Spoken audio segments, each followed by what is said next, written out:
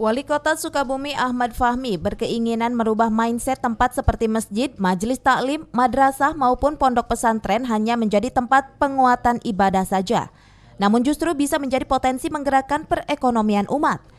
Kegiatan yang melibatkan para DKM dan bendahara DKM dari tingkat kecamatan maupun tingkat kelurahan ini tujuannya untuk bisa menciptakan wirausaha baru di sektor lembaga keagamaan. Hanya mendapatkan penguatan dari sisi keagamaan saja, jangan mindsetnya tempat ibadah saja, tetapi justru masjid, madrasah, kemudian pondok pesantren adalah bagian dari kebangkitan potensi umat.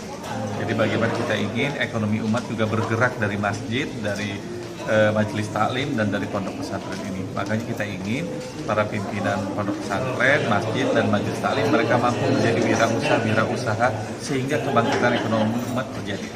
Diberikan penguatan tentang kewirausahaan melalui pengembangan Baitul Mal Wasantri. Makanya salah satu narasumbernya kita ambil dari BMT yang termaju di Kota Sukabumi salah satunya.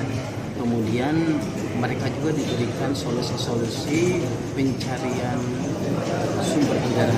Kita hadirkan salah satu bank terkemuka Kota Sukabumi yang ternyata dari BCD.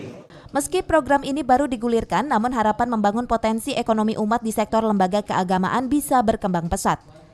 Dari Sukabumi, Muhammad Satiri melaporkan.